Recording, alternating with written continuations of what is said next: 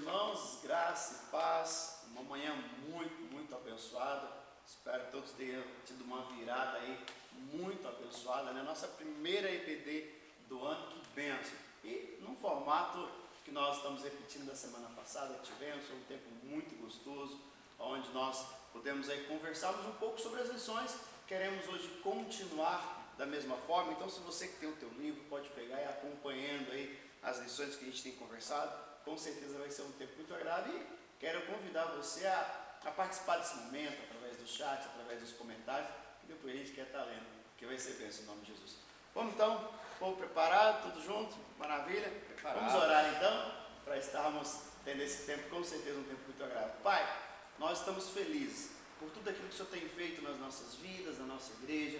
Obrigado por mais essa manhã. Obrigado, Pai, pela virada de ano que o Senhor nos abençoou, nos contemplou, nos dando mais esse ano, e onde nós temos a rica oportunidade de, ó Pai, iniciarmos o primeiro domingo na Tua casa, buscando a Tua presença, ouvindo da Tua palavra, buscando, ó Pai, conhecer mais o Senhor a cada instante. Então, ser conosco, que mesmo, ó Pai, nos nossos lares nesse momento, possamos ser ricamente abençoados pelo Senhor. É o que nós te louvamos e te agradecemos, em nome de Jesus. Amém. Amém. Amém. Amém, gente? Tudo bem? Mais uma vez, preparado? Vamos lá. Passa então aí pro... Hoje quem comanda é o Bruninho, pelo menos nesse início aí. Vamos bater um papo aí. Bom. Vamos continuar falando das excelências de Deus, né? Nós terminamos aí no ano passado, parece tanto tempo, né? Terminamos no ano passado aí falando das excelências de Deus, parte 1. E agora vamos iniciar esse ano aqui relembrando das excelências de Deus. Ainda, né? Na parte 2. A primeira parte nós vimos lá que Deus é grande, Deus é poderoso, perfeito, né? Imutável. Terminou, né? Falando das excelências, né, que você citou. E agora a gente vai relembrar então o que nós estudamos sobre as homines, né? Que são 3 partes importantes que fazem parte ali da excelência de Deus, né? O primeiro é a onipotência de Deus, né? Então, toda vez que a gente fala dessa parte, né, oni, né, que vem da palavra omni, que significa toda, é interessante porque nessa palavra contém tudo, né? Então, quando a gente vê a palavra todo, significa que não há nada a mais a ser acrescentado, né? Então, isso equivale a tudo. Então, quando a gente tudo fala quer que tudo quer dizer tudo, né? Existe um poema que ele fala isso: não tem como colocarmos tudo numa página de papel, mas a gente pode colocar tudo numa palavra, tudo, né? Então Deus é todo poderoso. Então esse é um dos atributos que nos mostra o quão grande é o seu poder, né? E que isso não há limites, né? Não há limites para o poder de Deus. E vemos também que esse poder ele é infinito, né? E quando a gente fala sobre infinito e limites, a gente entende que não tem como ser mensurado, né? Então quando a gente fala em medidas, a gente coloca ali uma dimensão para aquilo, né? O poder de Deus não tem dimensão, ele é infinito, né? Ele é imutável e infinito.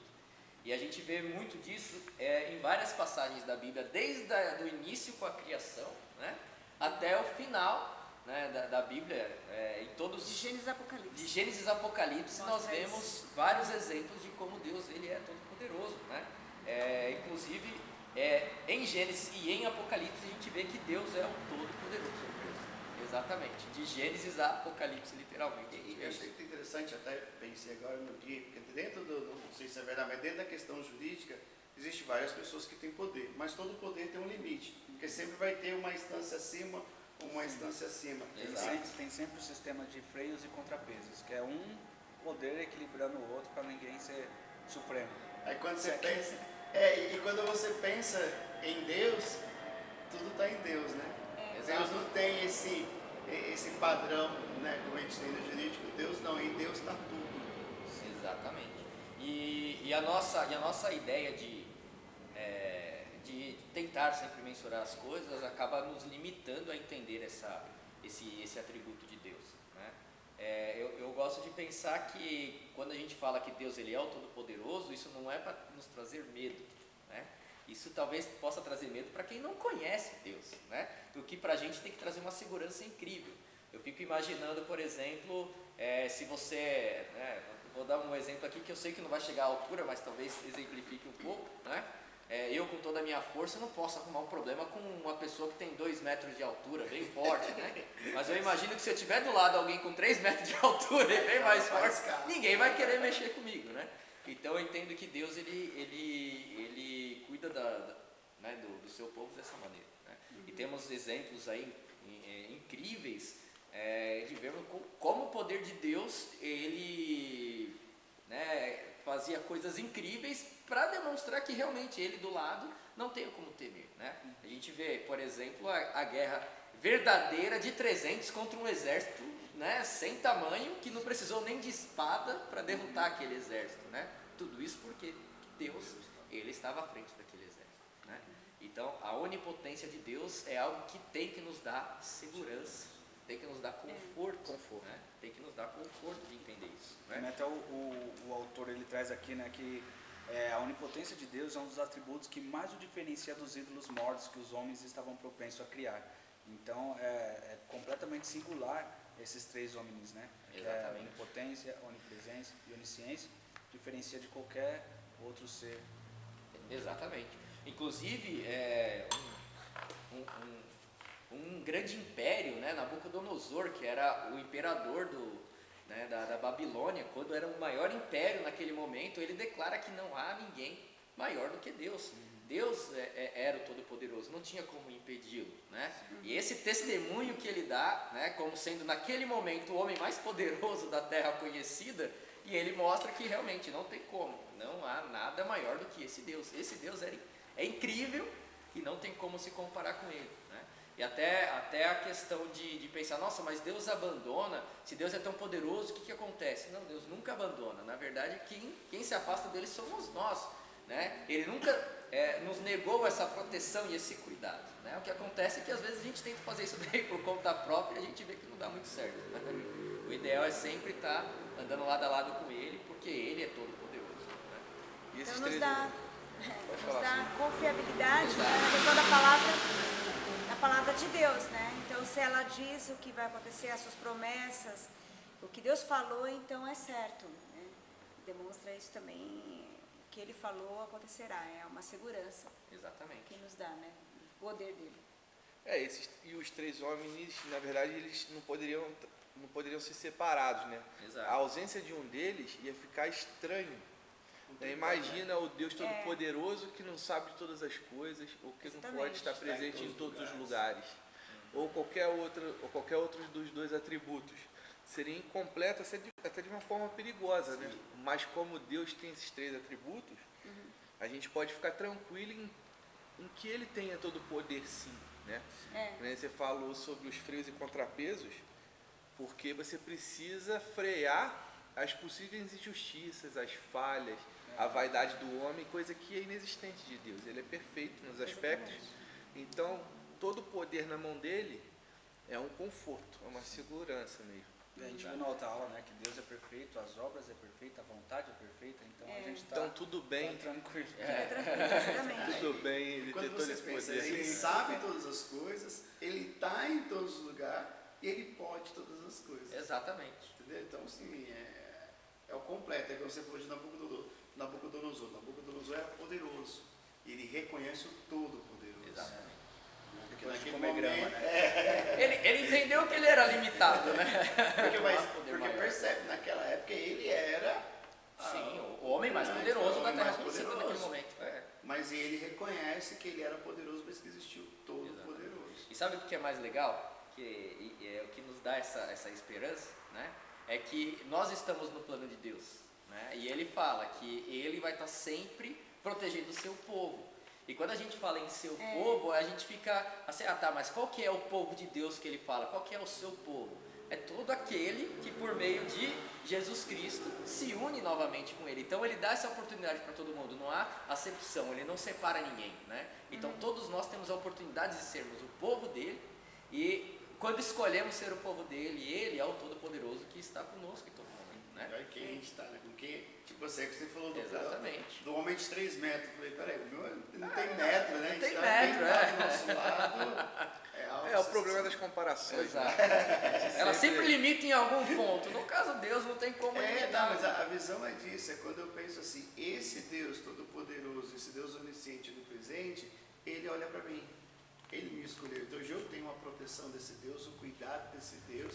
É quem estava falando na semana passada, a questão eu posso confiar. Exatamente. Porque ele não vai falhar, né? Não há essa hipótese para Deus, possibilidade. né? Não há essa possibilidade, né? E a questão da onipresença também, isso é algo que a gente pode até pensar, todo poderoso, tudo bem, ele é todo poderoso, mas onipresente, ele está em todo lugar fisicamente. Como é que pode?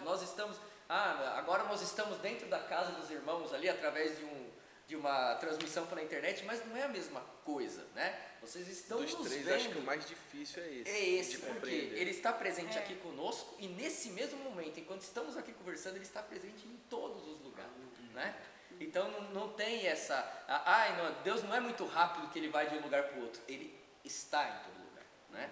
Isso é um dos atributos que, na minha opinião, são mais difíceis de compreender, né? Porque as leis da física são todas quebradas por esse Mas aí atributo. entra o que o Rafa falou, né? A questão que nós temos a ideia da comparação.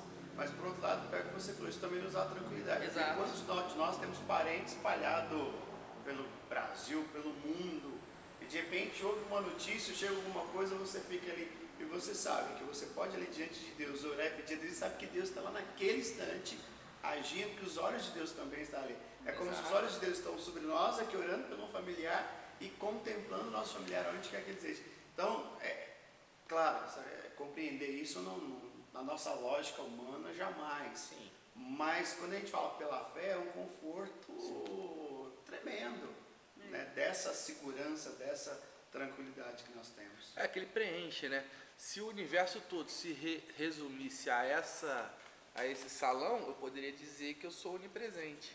Porque eu tenho um controle da visão de, talvez não ali da mídia, já não seria tão onipresente assim. Mas se a gente reduzisse a um espaço aqui, esse palco aqui, talvez eu fosse onipresente, se o universo resumisse a isso. Porque eu sou capaz de preencher esse lugar, né? Deus, como ele não é preso ao corpo material, ele é espírito, ele é capaz de preencher toda a criação dele. Exatamente. Ou o universo é tão grande, capaz de fazer Deus se perder ali. Não, ele que criou. Mas é algo que você fica assim, gente, como, né? Mais um atributo que a gente... Alguém arrisca dar um exemplo? Então, a Bíblia traz alguns exemplos, mas mesmo assim ele possa talvez trazer para a gente uma maneira de entender, né? Porque ela fala que Deus é como um fôlego vital, né? Então, é como se tanto nós aqui como alguém em qualquer lugar desse planeta necessita da respiração. Então, aonde você tem o ar em que respira, a presença de Deus está ali junto, né? Então, mas ainda assim eu acho isso limitado, porque na minha compreensão Deus está inclusive com aquele astronauta que sai daqui do planeta Terra e está lá fora, né? Então, Deus ele está não em toda a Terra, Deus está em todo o universo, né? E aí começa a nossa limitação no sentido espacial falando, né? No sentido de espaço. É meio aquela ideia que juntando as duas ideias, que ele coloca aqui, que nele vivemos, nos movemos e existimos, Exato. né? Então é essa ideia mesmo, que onde que tem ar, né, espaço, ele está ali. Exato. Então ele está em nós, né? E ele está... E ele todos cita os aqui, lugares, né, desde a estrela mais colossal até a menor partícula. Às vezes a gente sempre pensa nas coisas grandes, né? Mas também na coisa mais minúscula, minúscula. né? Microscópica. O Nick gosta de falar, né? Seja na física quântica ou no estudo do universo, né? Deus ele está em todas as Ele partes. está. Todas as partes. Exatamente. E assim, a gente falou do conforto, mas também a gente pode pensar no temor, né? Assim. Aqueles que pretendem se esconder de Deus, O temor sentido de medo, né? Temor de Não, medo. Então é a não tem diferença como do... se esconder de Deus, né? Salmo 139, né? a diferença do cristão pro não cristão nesse ponto. Por quê? Porque pro cristão é um conforto incrível, como o pastor falou. Eu posso não estar hoje junto com o meu tio que está doente lá no interior, né? Mas se eu oro para Deus aqui, Deus está com ele lá. Então é a certeza que eu tenho do consolo.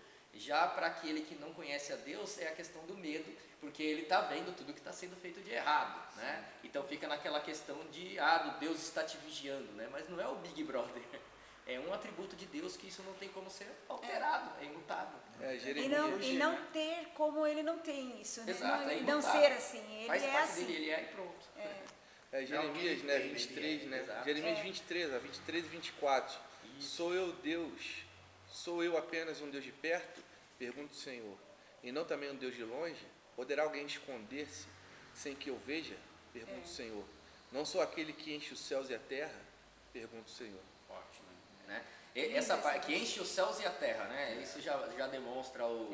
E não é ninguém falando de Deus. Ele ocupa. Exato. Não é ninguém falando de Deus. É ele próprio Deus falando. se definindo. Exatamente. Entendeu? O próprio Deus trazendo a definição dele. Acho que isso é...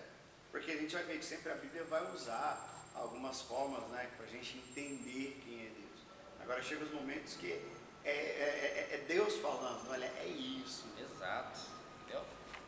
E existe também a questão da onisciência, né?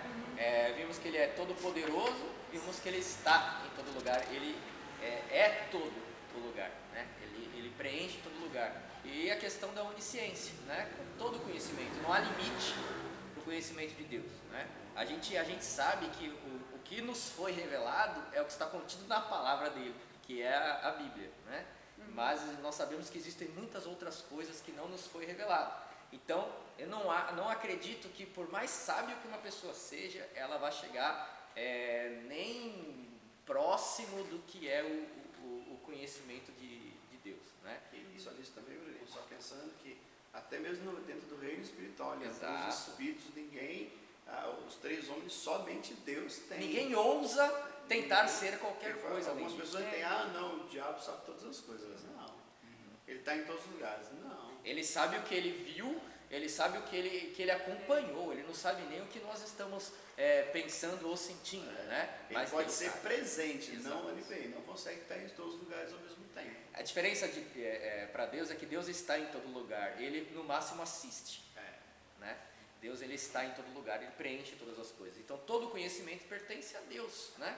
Então qual a melhor fonte de se obter a sabedoria, senão vinda do próprio Deus, né? A gente conhece o mais famoso de todos os sábios, né?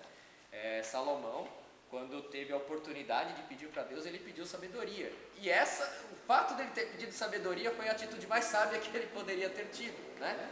Então isso já demonstra a questão da magnitude do entendimento que uma pessoa tem de Deus a ponto de saber o que pedir. O homem mais sábio foi sábio porque pediu sabedoria. Exatamente, né? E aí você fica pensando assim, nossa, se eu tivesse aqui como realizar um desejo, né? O que eu pediria que esse desejo pudesse ser concretizado, né? E a nossa mente é sempre na busca, às vezes, material, ou na questão da saúde mesmo, né? Que seja. Mas a sabedoria, eu acho que dos atributos é aquilo que demonstra uma superioridade incrível, né? Porque não basta ser poderoso, não basta estar em todo lugar, ele tem que conhecer todas as coisas, né? Então não há como surpreender a Deus em momento algum. Ó, a notinha boa demais essa aqui, ó. O Senhor é o Deus que vê e conhece todas as coisas. Então são duas coisas diferentes. Ele vê, né, e conhece todas as coisas, né? Toda sabedoria pertence a ele.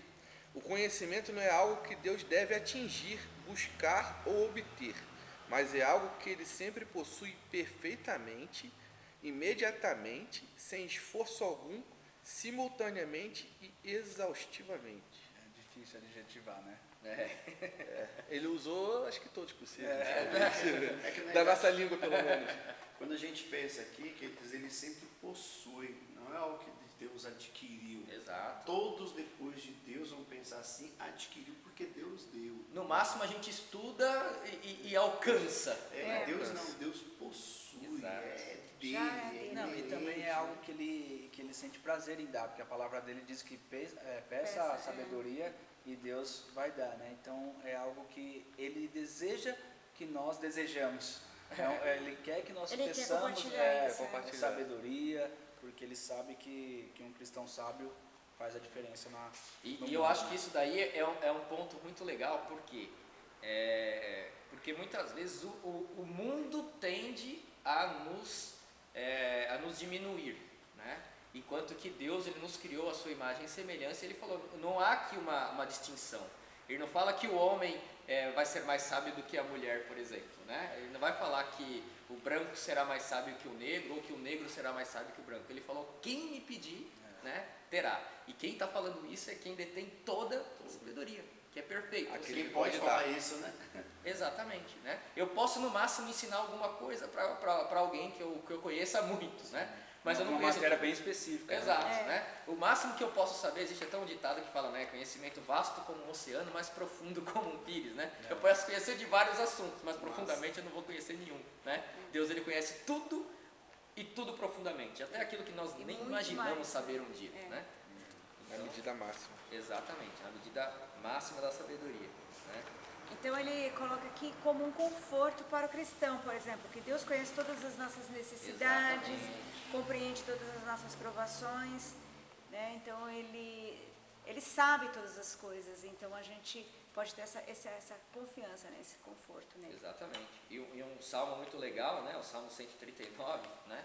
Fala que Deus nos conhece, né? Desde a formação. Exatamente. Então, nós não nos conhecemos, nunca conseguiríamos nos conhecer mais do que Ele nos conhece, né? Então, o conhecimento dele não é sobre as coisas que estão fora, também são as coisas que estão dentro, contidas dentro das nossas vidas. Então, até o meu entendimento de mim mesmo, né?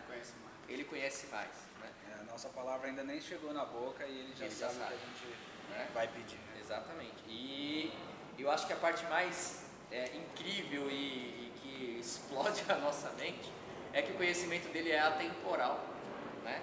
Então a gente conhece que a gente está aqui ou que a gente já aprendeu, ele sabe aquilo que ainda nem aconteceu. Então é atemporal. Então, se já estava difícil compreender a magnitude de saber todas as coisas, ainda tem a questão do tempo. Tirar o tempo, exatamente. deixar mais complicado. Deus no passado já é difícil de compreender. E olhar para Deus para o futuro, que já sabe que o futuro é algo que foge. Entendeu? E isso não é para nos trazer conforto? Ele é certeza. todo poderoso, ele está em todo lugar, ele conhece todas as coisas. E ele falou o seguinte, né? Eu estou com vocês que são meu povo, e ele deu para nós a oportunidade de sermos o povo dele. Basta a gente buscar, né? A querer fazer parte desse povo. E aí você pensa até nisso, a ideia, Deus nos escolheu. E ele já sabia. Exatamente. Antes mesmo de existirmos das nossas fraquezas, das nossas limitações, de todos os nossos detalhes, nada, não, agora Deus, eu não sirvo mais para Deus, porque ele já sabia disso. O que ele quer, porque a própria Bíblia vai dizer que o coração contrito e quebrantado, Deus não rejeita. Então até mesmo as escolhas de Deus, né, é perfeita porque ele usa todos os atributos dele para fazer essa escolha. Exatamente.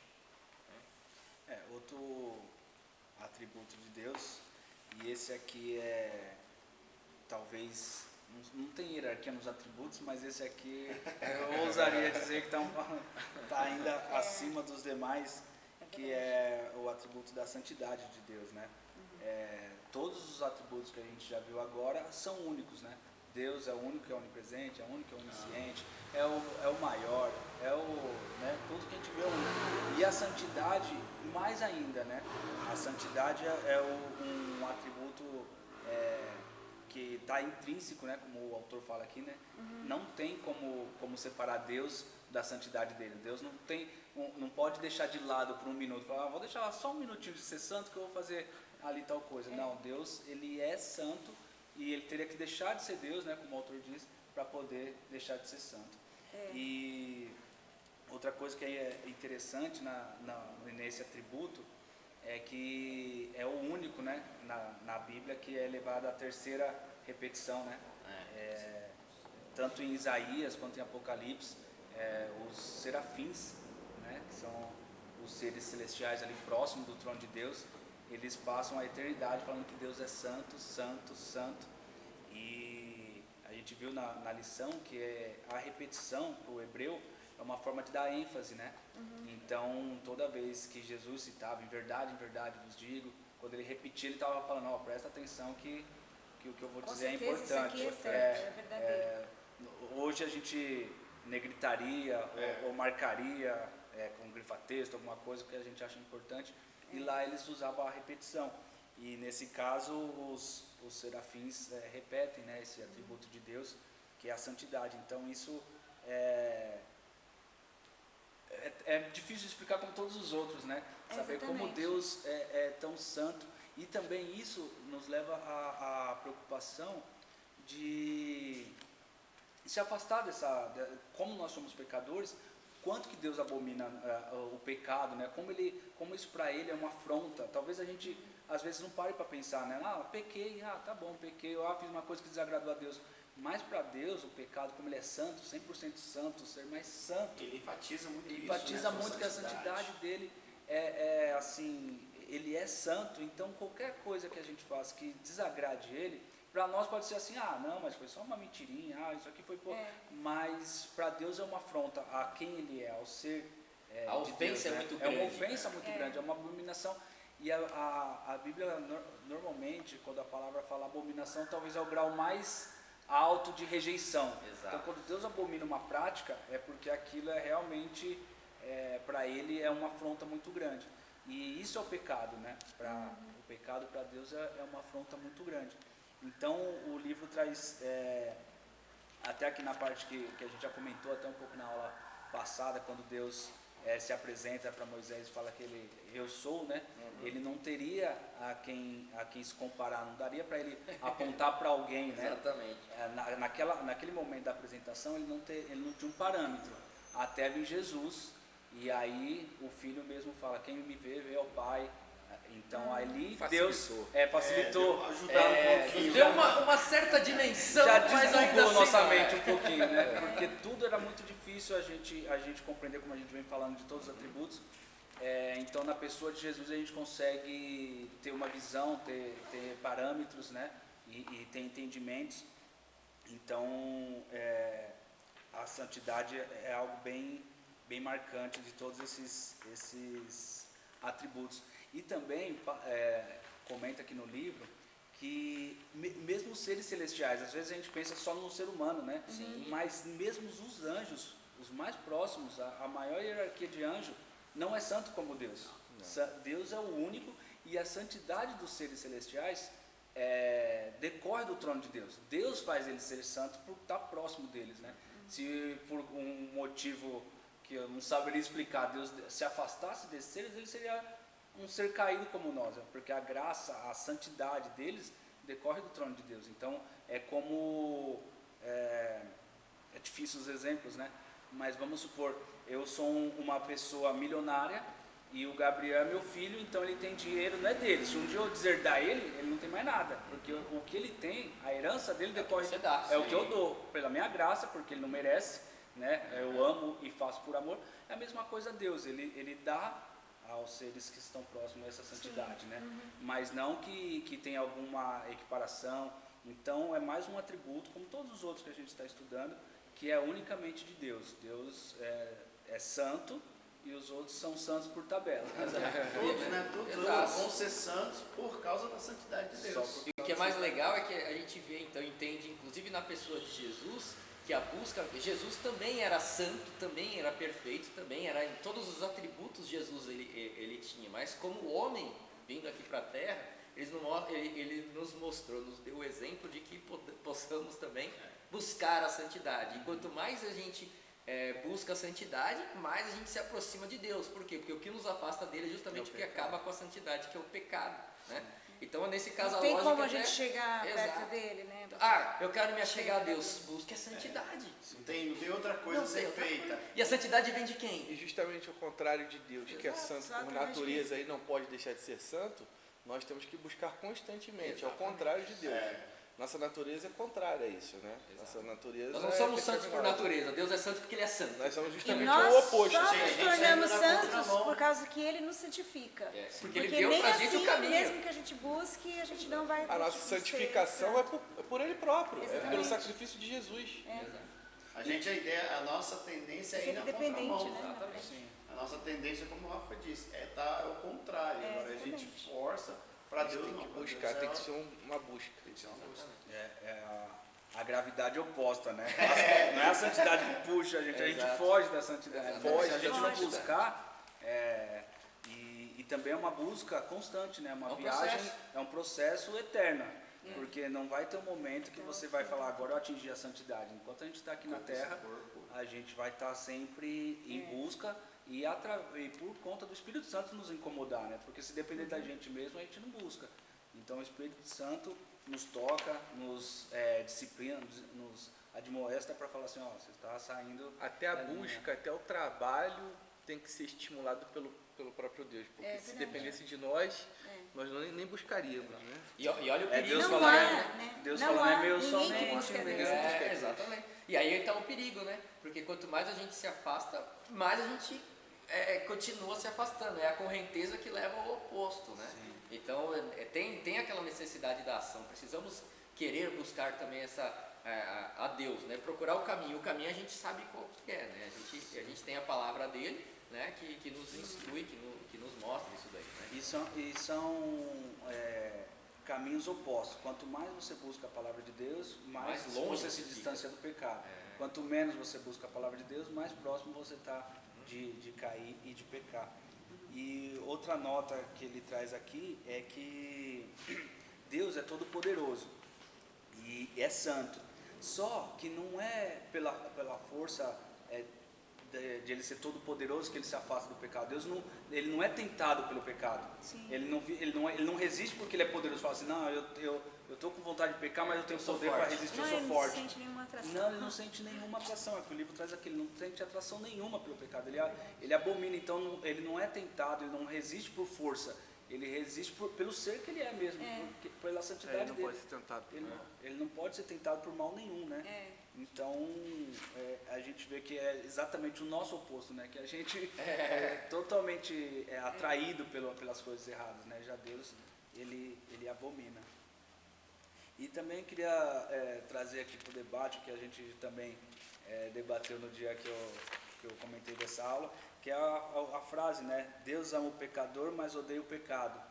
E se concordam, se discordam, né? Dessa frase aí, porque tem textos, né, que fala, inclusive João 3,36, deixa eu pegar o texto aqui, João 3,36, diz assim, quem crê no Filho tem a vida eterna, já quem rejeita o Filho não verá a vida, mas a ira de Deus permanece sobre ele. Sim, é verdade. Então é um texto bem pesado e também é um texto inerente à santidade de Deus e que rebate muito dessa falácia, né, de eu sou bonzinho, eu faço obras. Não, fala, quem não aceitar o Filho está debaixo da ira de Deus. Então não importa o que você faça por conta, por força humana, por obras, ele sempre foi bonzinho, está no céu. Então a gente Pode percebe fazer uma o que falácia. quiser. A única coisa que aplacou a ira de Deus foi o sacrifício de Cristo. Sim, Mais nada. exatamente. Fora do sacrifício de Cristo está sobre a ira de Deus, sob a ira de Deus. E é o que diz aqui, olha, Deus é santo e sua ira acabará por se manifestar contra todos os que rejeitam a salvação através do sacrifício expiatório de Cristo. Então não tem como fugir. Ele é santo, embora ele seja amoroso, né, que é uma característica dele, ele é amor, mas também ele já deu uma solução, né, Cristo. Então se você rejeita, né, o que Cristo fez na cruz, então não tem, a sua ira vai ser manifestada. Deus não economizou, Deus deu o melhor que ele tinha. E a gente nunca pode esquecer do amor de Deus junto com a justiça, né? Exatamente. O amor e a justiça de Deus, eles estão ligados. Não há uma ação de um fora do outro. Exatamente. E aí dentro do que o Gui colocou a questão do pecado, realmente Deus odeia. Toda a explicação que o Gui já falou no dia também, se o pecado, se Deus não tem nenhuma ação em relação ao pecado, não tem nenhuma conivência, podemos dizer, com o pecado, totalmente distante dele, então não, aquele que está ali automaticamente vai estar junto e que sim, tem a ira de Deus. Porque desde eu estava pensando sobre isso e colocando, porque o amor de Deus é ilimitado, mas existe um limite, né? Porque vai chegar um momento que o amor de Deus já não vai estar sobre as pessoas mais, onde cai a ira de Deus. Porque enquanto há vida, há esperança. Ele é longânimo, né? Tardio em ele é irar, longânimo. mas... Então, o amor de Deus, Deus ama todas as pessoas.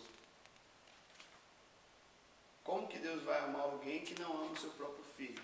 E aí a gente entra em todos... Rejeita. Então, entra todos os atributos de Deus. Entra tudo aquilo a qual nós estamos falando, né, da semana passada, de hoje, dessa questão. Então, não tem como. Se Deus... Só existe uma coisa, né? Sabe aquela... ou ama ou odeia. E vejo muito dessa parte. Claro que Deus ainda, como o senhor colocou, a longanimidade, a misericórdia, e Deus vai... Só que aqui, uma vez até ouvi alguém falar, olha, mas Deus existe o dia da paciência de Deus. Exatamente. Que é o dia quando... O dia da ira. O dia que Ele vier. Então, assim, o amor de Deus é ilimitado, mas tem um limite. Na verdade, o limite vem de nós, né? Vem de nós. Porque Deus é ilimitado, o amor dele é ilimitado, mas nós temos um limite.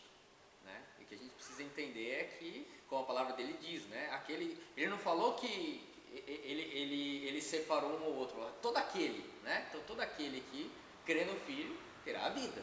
Né? Então, ele deu essa oportunidade. Né? Agora, aquele que não quer essa oportunidade, aí é o nosso limite. Né? Sabe o que parece assim? O amor de Deus está sobre todos, mas em proporções diferentes. Sim. Aqueles que creem em Jesus, ele já está desfrutando desse amor. Aqueles que ainda não entenderam a Cristo, não aceitaram a Cristo, parece que o amor está em stand-by ainda. Deus está sendo longânimo, misericórdia, mas a pessoa não está desfrutando do amor dele. Ele desfruta da graça comum. Né? Da graça comum. Exato. Né? Então assim, a partir do momento que essa pessoa morre sem Cristo, ele não teve nenhum tipo de contato, então sobre ele prevaleceu a ira de Deus. Acho que até o Gui que fez aqui no dia, ele falou, eu derramei o sangue do meu filho, né? Foi o exemplo que você deu. Eu derramei o sangue do meu filho. E a pessoa fala, eu não quero isso. Peraí, como que vai ser? E a gente tem que olhar essa questão do sacrifício de Cristo à luz de todos os atributos de Deus. Exato. E às vezes nós esquecemos disso. Que Deus fez dentro da sua perfeição, da sua onisciência, de todos, né, da sua grandeza, de tudo. E a pessoa fala, não, mas eu não quero. E todos os atributos de Deus, todos, sem exceção, eles são compactos, são uma coisa só, né? Então Deus não pode deixar a justiça dele de lado, que a palavra dele diz que quem não aceitar o sacrifício está sobre a ira, ele não pode deixar isso de lado para o amor sobrepor. Eles andam juntos. Sempre equilíbrio, né? Sempre 100%. É tudo 100%, ele é 100% amor, mas ele é 100% justiça. Eu vou deixar isso aqui de lado. Só um pouquinho. E também, foi como o pastor falou, a santidade e a justiça anda muito ligado, inclusive em diversos versículos, né? A gente já passou na época do estudo e não vamos repisar, mas muitas passagens da Bíblia tratam a justiça e a santidade juntos, Exato. né? E como o pastor também falou, que Deus é tardio em irar e também ele não tem prazer na morte do ímpio, então ele dá chances, né? Então não adianta a pessoa falar, é um Deus carrasco, é um Deus... Não, oportunidade tem, chance tem, tempo tem, Deus é tardio em irar, só que também tem limite, né? É Tem verdade. que gravar muito essa palavra, tardio. Não quer dizer que ele não vai se irar. Exato. Exato. Né? Ele é tardio, em algum momento isso vai vir. Aí vem o que o Rafa falou, que muitas vezes essas questões da onipresença, onisciência de Deus, dependendo de como a gente está diante de Deus, isso gera um medo. Você falou, peraí, como que... Claro que nós que desfrutamos e conhecemos a misericórdia de Deus e a carta que João escreve, definiu os não pequemos, mas pecar, olha, não demora muito não, corra lá e pede perdão. Nós temos isso, agora quem não tem. Eu vou ler, você vai falar, Rafa? Não, Eu vou ler duas passagens, depois da santidade vem a nossa resposta, né, à santidade de Deus. Eu vou ler 2 versículos aqui, Hebreus 12, 14, que diz assim: esforcem-se para viver em paz com todos e para serem santos. Sem santidade ninguém verá o Senhor. Então também é bem forte, né? Um texto bem interessante falando sobre a santidade. E como a gente já comentou aqui que a santidade é uma jornada, né? E nós nunca vamos chegar lá no ápice e falar que somos santos. Eu vou ler, o pastor também já comentou, 1 João, capítulo 1, do 8 ao 10, diz assim, ó: se afirmarmos que estamos sem pecado, enganamos a nós mesmos, e a verdade não está em nós. Se confessarmos os nossos pecados, Ele é fiel e justo para perdoar os nossos pecados e nos purificar de toda injustiça. Se afirmamos que não temos cometido pecado, fazemos de Deus um mentiroso, e a sua palavra não está em nós. Então, a gente vai buscar a santidade, mas a gente está com pecado. Se a gente falar que a gente não está pecando, que a gente consegue viver uma vida totalmente em santidade, a gente está falando de Deus mentiroso, porque o homem ainda, mesmo através do sacrifício da cruz, ali a gente está escondido atrás da cruz, né? Exatamente. Então Deus olha, Ele não vê a gente, Ele vê o Filho, o sacrifício do Filho. Então a ira dele apazigua, né? Mas se tira a cruz, Ele enxerga só o pecador. Sim. E aí a gente está debaixo da ira. É verdade. E não é a ira de alguém que é vingativo, é a ira de alguém que é justo. Sim, entendeu? Exato. Que é muito pior. Entendeu? Então, mas de certa forma a gente pode imaginar que não tem nada que a gente possa receber como justiça que nós não mereçamos, né? Então é a diferença de, por exemplo, fazendo uma analogia aqui no polêmico VAR do futebol, né? Que eles podem rever o lance, mas aí depois, mas aí é a interpretação do juiz, mas o juiz pode interpretar errado, e ainda com todos os artifícios pode ser ainda errado, né? Com Deus não é assim, né? Se foi feito, é porque foi merecido, é justiça, né? Não tem como recorrer, não. Exatamente. Em segunda instância, não. Ninguém vai pro inferno falando, foi justo, foi justo, né? Exatamente. Recorrer ao Supremo, já era. Inclusive, Rafa, pegando esse gancho aí, na parte de Deus é justo, o próprio autor diz assim, ó: no dia em que Deus julgar todos os homens de acordo com suas obras, até mesmo os condenados irão inclinar sua cabeça e declarar, Deus está certo. Porque a partir do momento que você vê as suas ações e enxergar o quão pecador você vai só poder se inclinar e falar, Deus tem razão, realmente eu sou um pecador, eu mereço ir para onde eu estou indo. No caso dos todo perdidos. joelho se dobrará, né? Então não tem jeito, você vai. É que na realidade, diante de Deus, você não só vê o que você fez errado como errado, você vê que a motivação pelo que você fez já estava errada. Exato. Então não é só o que eu fiz, mas a minha você motivação. Você então, tipo assim, olha, eu já fiz aquilo com uma intenção errada. Então o ato em si, ele se torna menor, porque a motivação é muito maior, já houve um desejo. Já nasceu no coração. Já quando foi feito, foi consumido, mas já estava lá, né? O fato de você pensar naquilo já demonstra. É a natureza pecaminosa, já faz parte de você. Vou ler mais um versículo só aqui para já encerrar a parte da justiça de Deus e a gente dá continuidade. Eu vou ler Jeremias 9, 24. Diz assim: mas quem se gloriar, glorie-se nisso, em compreender-me, conhecer-me, pois eu sou o Senhor, e ajo com lealdade, com justiça e com retidão sobre a terra, pois dessas coisas que me agradam. Então a gente tem que buscar a Deus, que isso agrada a Ele, e também agir como Ele, com lealdade, com justiça e com retidão, que é essas coisas que Deus se agrada, o nosso Deus santo e justo. Amém. E sobre a autenticidade de Deus, a autenticidade de Deus a gente vários aspectos dela a gente já passou por aqui, já falou, já citou algumas coisas que são bem enfáticas nessa lição, como por exemplo o Deus verdadeiro e a verdade como conceito do próprio Deus. Mas eu achei muito legal esse módulo, essa lição, esse capítulo, porque a autenticidade é uma característica muito legal de alguém. Sim. Né? Alguém autêntico, alguém que fala a verdade, alguém que age com verdade, né? Já se relacionar com alguém que age com verdade é agradável, né? Você percebe que a pessoa ela lida com você, ela lida com você e você percebe verdade em tudo, não só no que diz, mas até nos gestos. E Deus, ele tem a autenticidade original. Deus não tem referência, ele não foi criado, não existe nenhuma referência anterior a ele que venha a inspirar Deus a nada. Então tudo que existe é original da mente de Deus, e o próprio Deus é original em si. O resumo da autenticidade de Deus aqui, o autor resumiu em 3 palavras, né? Deus é autêntico, ele é real, não foi fabricado, inventado ou imitado. Deus é verdadeiro, ele só age e fala dentro do plano da verdade, a falsidade é contrária à sua natureza, a gente já falou até bastante disso. E Deus é fiel, ele sempre cumpre todas as suas promessas. o fiel parece, a princípio, parece destoar do conceito de autenticidade.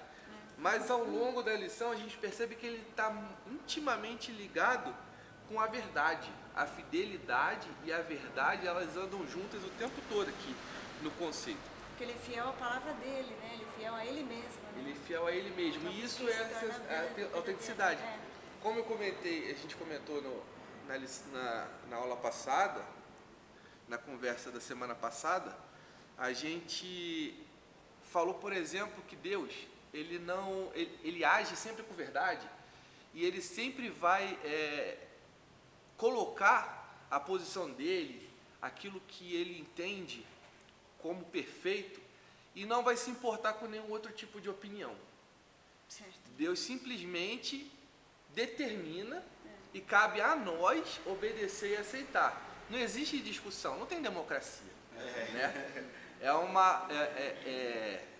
Ele detém todo o poder e graças a Deus por isso, por ele ser perfeito, Graças a ele. não precisa, graças a ele mesmo, né? Ele não precisa dos contrapesos que a gente precisa ter na nossa democracia para evitar que os homens, né? E mesmo assim ainda conseguem estragar, né? Sim. Mas com Deus a gente não tem essa preocupação, pelo menos nós que somos filhos não temos que ter essa preocupação. E aí ele começa aqui destacando dois termos, verdadeiro e vivo, porque um cuidado que Deus teve principalmente desde o início é ele se colocar não só como maior, mas se colocar como único, porque a idolatria sempre esteve presente na história da humanidade e é tratado amplamente na palavra de Deus. E aí a gente começa aqui, ó, no primeiro versículo, que está em Jeremias 10:10, fala assim, ó, mas o Senhor é verdadeiro Deus. Ele é o Deus vivo, o Rei eterno. A gente consegue lembrar de mais alguém que falou isso? Em outras palavras? Eu sou a verdade. A verdade é a vida. Eu sou a verdade e a vida. Jesus se colocou exatamente como Deus que está aqui se colocando em Jeremias 10:10. Deus tinha essa característica, né, de nomear as pessoas, nomear as coisas com significado. E ele se autodenominou como eu sou, mas o Senhor é verdadeiro. Ele é o Deus vivo. Né? Então ele ia lá e se colocava em contraponto aos outros deuses. Né? E Deus, ele consegue fazer isso porque ele está num lugar de autoridade que só ele pode ocupar. Por isso que ele não se denomina simplesmente como maior, mas se denomina como único. A maioria das vezes ele se coloca como único, para poder combater justamente essa parte da idolatria. Eu sou o que sou. Porque se, Né? Eu sou se tem o maior, parece que tem um segundo que está bem Exato. próximo, que pode chegar, pode atingir. Na verdade, não é isso. Né? Não existe, Não não existe uma competição, não existe uma hierarquia nesse caso. Deus está sozinho no trono que ele ocupa, não cabe Não cabe mais nada. É só dele. É a diferença do que a gente vê, por exemplo, na criação dos ídolos aí em diversas culturas, né? Por exemplo, os nórdicos ou os gregos mesmo, né? Onde sempre tem um deus que é o mais forte e outros deuses, até semideuses, né? E é uma Aqui, competição, né? exato. É que a gente vê que não existe isso. Deus, e é o único Deus, e é o verdadeiro e o vivo, né? Então não há nada que se assemelhe ou que se aproxime ou que seja qualquer coisa referente a isso, né? O homem ele se rebaixa quando ele adora qualquer coisa que não é Deus. Porque tudo que não é Deus é menor do que o homem, diante da criação. Porque é criado pelo homem. Porque é criado pelo homem, justamente. Porque o A homem criatura é a nunca será maior semelhança, né? que o seu criador, né? Ele foi criado à semelhança, à imagem e semelhança de Deus. Então, ele se torna inferior ao próprio homem. De toda a criação, o homem é a coroa. Exato. Então, eu separei aqui em Jeremias, no capítulo 10. É que nem todos ídolos são criados pelo homem, né? Porque o homem adorava o sol, né? Tinha Deus Sol, eles adoravam até astros, né? Trovão, né? Mas Tudo.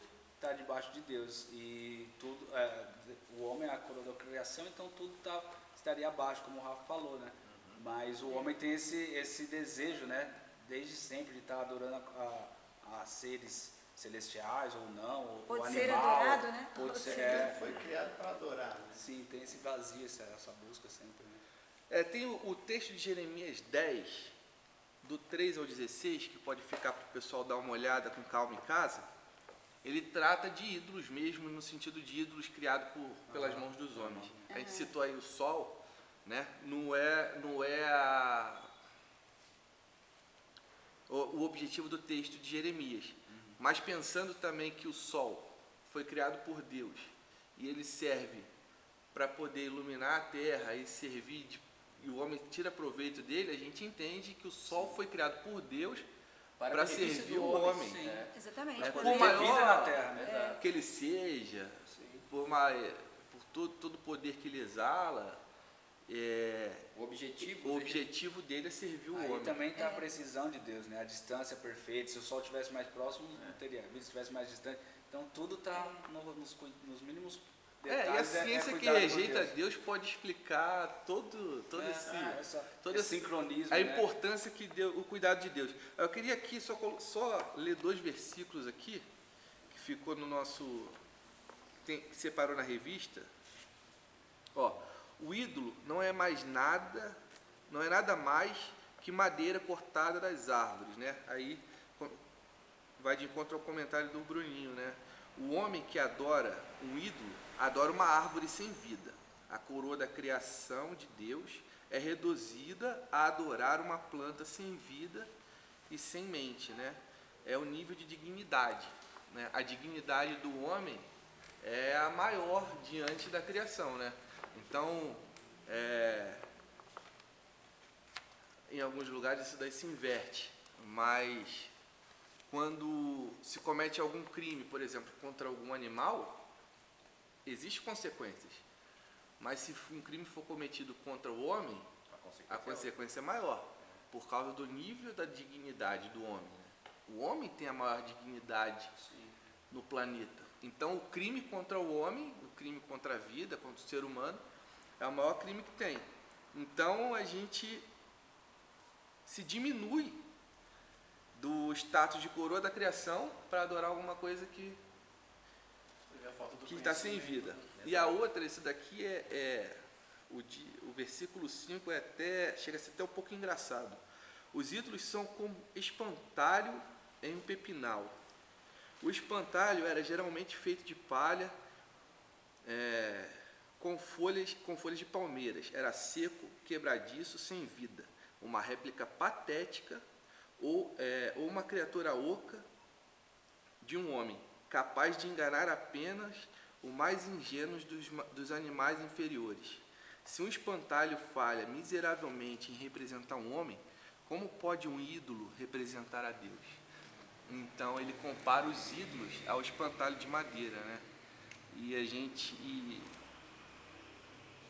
E o autor aqui faz essa observação comparando o homem que adora os ídolos, né? Aí a gente segue aqui na autenticidade de Deus e a gente finaliza esse primeiro capítulo com uma reflexão sobre a idolatria, ainda sobre a idolatria, porque essa idolatria é uma idolatria visível, né? Às vezes a gente consegue enxergar essa idolatria assim, pessoalmente, ela é materializada. Mas existe a idolatria que não é materializada. A idolatria que vive no coração, que às vezes é obscura, está obscura dentro do nosso coração, e que a gente não percebe, e quando a gente não percebe e não observa, não admite que existe uma fraqueza de idolatria no nosso coração, a gente fica vulnerável a essa arma poderosa de Satanás. Que a gente chamaria de prioridade, né? É o que dá a prioridade, né?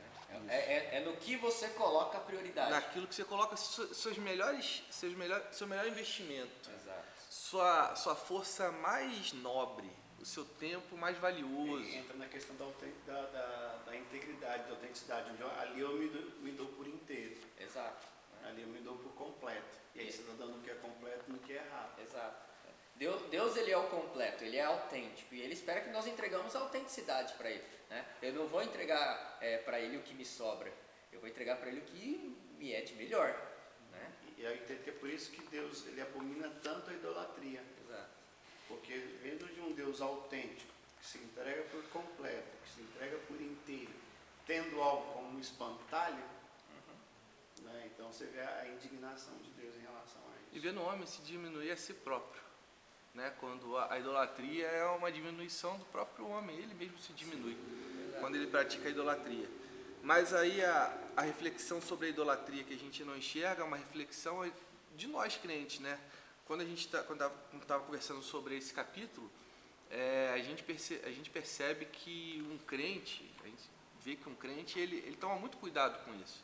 De jeito nenhum coloca uma imagem na sua casa, entra em discussão se um quadro pode ou não ser pendurado, não é? Antigamente, muito mais do que hoje, inclusive, né?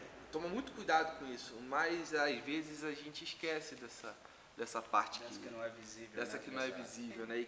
Outras tudo... coisas que ocupam o lugar que não deveria ocupar, né? Exato. Exatamente. Então, Aí, o Deus verdadeiro, eu lembrei do filme Mentiroso.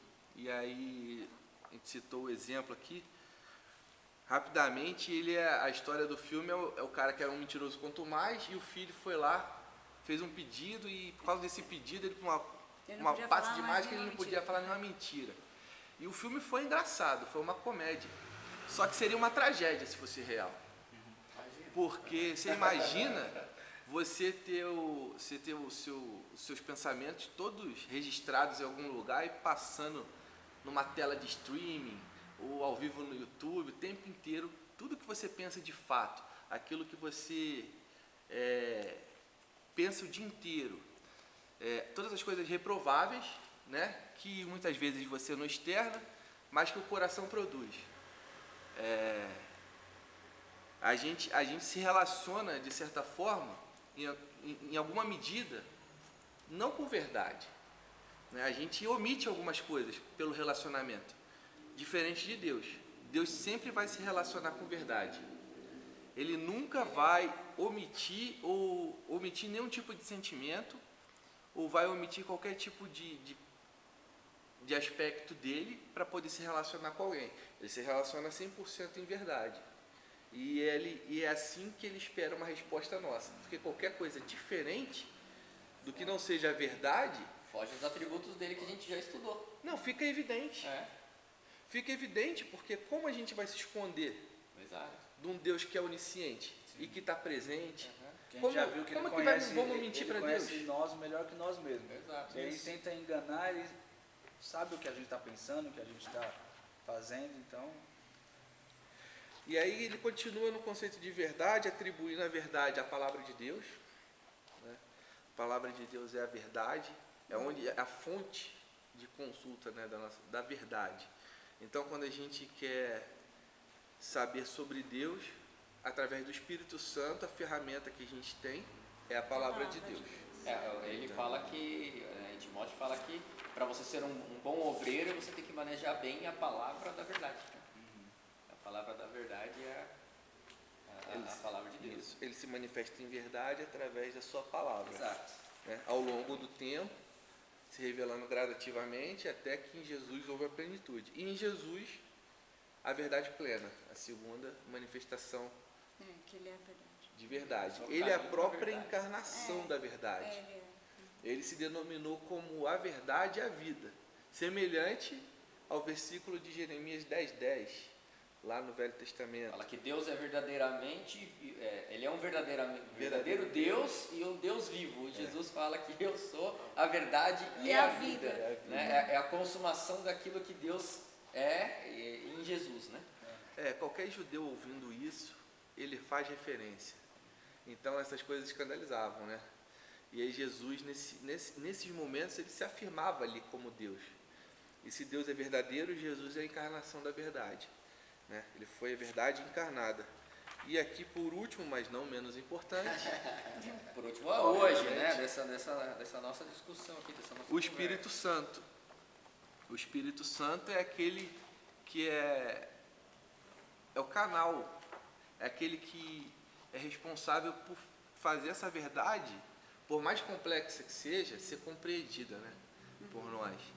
Então a gente está aqui tentando destrinchar alguma coisa e esbarra nas dificuldades de exemplos, né, mas é o Espírito Santo que dá o entendimento, né. Sem o Espírito Santo a gente não teria nem começado essa conversa, ela ficaria toda torta e perdida, né, porque toda a compreensão depende dele. Então, se nós estamos aqui agora, tendo essa conversa, é a partir do poder do Espírito Santo que nos capacita. Se os irmãos que estão em casa vendo, é pelo poder do Espírito Santo que traz a compreensão, né? Somente misericórdia. Exato. Que graça, né? E aí, por último, a resposta, né? A resposta a verdade da autenticidade de Deus, né? Como o homem precisa reagir? Em 2 Timóteo 2,15, né, que a gente já citou, procura apresentar-se a Deus aprovado, como obreiro que não tem que se envergonhar, né? Então nós devemos estudar a palavra da verdade, né? Também o segundo exemplo aqui que a gente citou em aula e a gente também citou aqui na lição passada, de Salmo 1, versículo de 1 a 3, que cada vez que a gente lê, traz lições novas, né? Então é muito conhecido e fala também do varão que não anda segundo o conselho dos ímpios, né? E aí é aquele que nem se detém no caminho dos pecadores, mas ele tem o seu prazer na lei do Senhor e é nela que ele segue, que pauta os seus que pauta a sua vida, né? A sua vida é pautada ali, né? A oração, né? A nossa resposta, né, a essa autenticidade, a oração é uma resposta à autenticidade de Deus. É uma oração. É aquilo que a gente falou, a gente fica constrangido, né? A gente se constrange diante de quem Deus é. Então, a nossa busca, né, parte disso, né? Consultar a verdade que Ele nos deixou, né? Estudar a palavra, orar e, que nem o pastor falou, obediência, né? A oração sem obediência fica meio sem sentido, né? Por que você chega diante de Deus em oração se você não está disposto a obedecer? Exato. Né? Você não está sendo verdadeiro. Palavras ao vento, né? O próprio Deus percebe que você não está sendo verdadeiro. A sua oração não está valendo muito. Porque quando você chega, Deus já entende que está faltando autenticidade em você. Está faltando a verdade, né? E para a gente encerrar, né, devemos compartilhar a verdade de Deus com os outros. Então, diante disso, diante dessa verdade, né, a palavra verdade é muito repetida, a gente precisa compartilhar essa verdade. Essa verdade ela precisa ser espalhada, né? Nós precisamos tratar como prioridade. Na verdade, essa resposta à autenticidade, no caso de compartilhar, é a resposta que temos que dar a todos os atributos, né? Sim. Nós temos que compartilhar a santidade de Deus, nós temos que compartilhar a justiça, a onipresença, tudo a gente tem que estar compartilhando, né? Então é uma parte muito importante do conhecer a Deus, é não conhecer e guardar para nós, é conhecer e compartilhar, né? Então o estudo desse livro é uma viagem para nós mesmos, conhecer a Deus, mas também não pode parar aí, né? Nós temos que conhecer esse Deus que a gente adora e serve e também compartilhar, né? Para os que ainda não conhecem. Exatamente. O detalhezinho aqui do compartilhar é que os versículos que estão aqui nessa parte final, só citando aqui rápido Efésios 4:15 e 2 Timóteo 2:25, é um compartilhar em amor. Quando a gente olha para Deus, entende quem Deus é e entende quem nós somos, a única coisa que nos resta é o compartilhar em amor, porque somos tão dependentes como o ímpio. A diferença de nós para o ímpio é que nós fomos alcançados pela graça. mas somos tão pecadores quanto eles. Né? A diferença é que o Espírito Santo, a gente hoje se constrange com o pecado. O pecado não é uma coisa que nos agrada mais, né? É uma prática que machuca a gente, entendeu? Porque a gente tem o Espírito Santo e isso daí não permite que a gente fique confortável em viver na prática do pecado. Mas a gente, reconhecendo isso, quem nós somos, a gente olha para o ímpio e a gente precisa compartilhar, precisa exortar com mansidão e amor. Não adianta ser por força, nem por violência, né? Mas é pelo poder do Senhor. Exato. Maravilha. Amém. Graças a Deus. Hoje nós aproveitamos o tempo aqui, mais Começo uma de hora. ano, né, pastor? Começamos todo a mundo imagens. É isso, os irmãos que estão em casa, é só uma palhinha do que vai ser a nossa escola bíblica dominical em 2022. Então se prepara, faça um esforço para vir para a nossa escola, que tem sido realmente um tempo muito agradável. Queremos louvar a Deus pela vida da Sueli, que programou toda essa estrutura de EBD, e tem sido um tempo muito gratificante. Agradecer aos professores, né, o Bruninho, o Rafa, o Gui, mas tem também a Lite, né, tem o Chicó, a Suzy também nos ajudou aqui. Estou esquecendo de alguém? São esses, né? Chicó. Então, louvar a Deus por irmãos que têm se dedicado a tirar esse tempo e preparar. Então, o nosso desejo é que os irmãos tenham sido muito abençoados, que esses 2 domingos tivemos. Semana que vem continuamos, vai ser o Bruninho já semana que vem. Já estaremos aí presencialmente. Né? Presencial. Então vamos vir até aqui, vamos continuar, porque essa troca. Né? Vocês viram que quando a gente está aqui conversando, trocando, como que isso flui, é mais, né? é mais edificante. Então, Com certeza, esse é o nosso desejo. Nosso desejo é voltar, né, vamos dizer assim, aos moldes tradicionais, a gente possa conversar, compartilhar. Então, separem todos os domingos pela manhã para estarmos juntos. Maravilha, irmãos. Deus continue nos abençoando. Hoje à noite, nosso culto. Esperamos todos que possamos ter um ano muito, muito abençoado. Que Deus venha realmente manifestar todos esses atributos, a graça dele sobre a nossa igreja e juntos possamos crescer. Vamos estar orando então, louvando ao Senhor. Eu não sei se a Sueli quer falar mais alguma coisa, mais alguém? Já falamos por demais, né? Oremos então. Pai, muito obrigado. Obrigado por esse tempo que o Senhor tem nos dado. Obrigado pela tua presença nas nossas vidas.